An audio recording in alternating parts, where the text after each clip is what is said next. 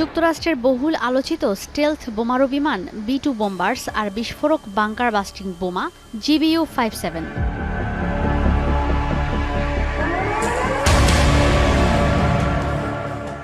এই যুদ্ধাস্ত্রের নামেই সরব আন্তর্জাতিক সব গণমাধ্যম। ভারত মহাসাগরের দিয়েগো গার্সিয়ার মার্কিন ব্রিটিশ সামরিক ঘাঁটিতে মার্চেই মোতায়েন করা হয়েছে 6টি বোমাবাহী যুদ্ধবিমান B-2 বোম্বার্স। সে সময় ইয়েমেনে অভিযান চালিয়েছিল ওয়াশিংটন। মার্কিন বিমান বাহিনীতে এই মারণাস্ত্রের সংখ্যা মাত্র 20টি। বিশেষজ্ঞরা বলছেন, গোপন আর অত্যাধুনিক প্রযুক্তির বোমা বহনে সক্ষম এই বিমানগুলো ব্যবহারের অন্যতম স্থান মধ্যপ্রাচ্য।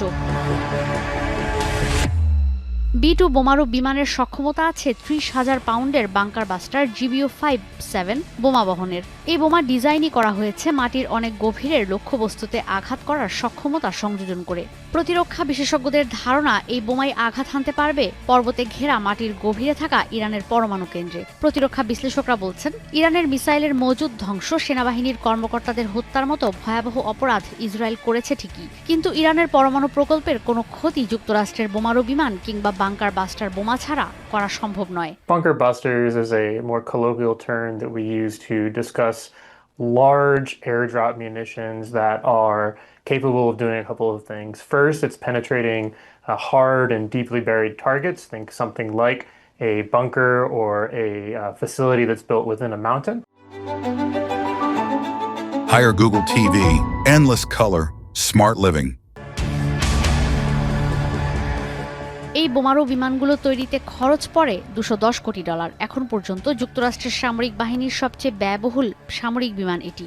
মার্কিন প্রতিরক্ষা পণ্য নির্মাতা প্রতিষ্ঠান নর্থরপ গ্রুম্যান এই মডেলের 21টি বিমান তৈরি করেছে।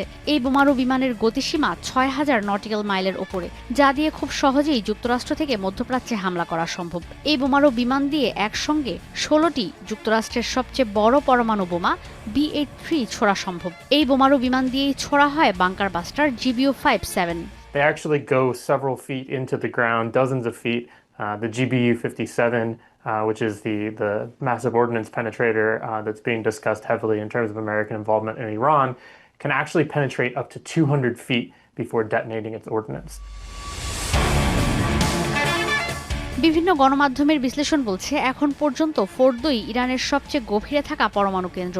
দুর্গম পর্বতের মাঝে মাটির গভীরে এই স্থাপনা তৈরি করা হয়েছে। এখন পর্যন্ত এই পরমাণু কেন্দ্রের কোনো ক্ষয়ক্ষতি হয়নি বলে জানিয়েছে আন্তর্জাতিক আণবিক শক্তি সংস্থা। ইউরেনিয়াম সমৃদ্ধকরণের জন্য ব্যবহৃত অন্তত 2000 সেন্ট্রিফিউজ এই কেন্দ্রে সচল রয়েছে। এখানেই 60% পর্যন্ত ইউরেনিয়াম সমৃদ্ধ হয়েছে।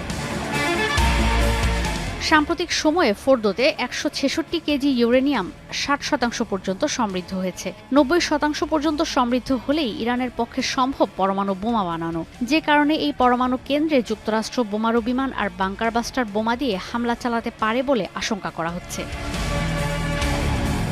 ঈশিতা ব্রহ্ম, এখন বিশ্ব।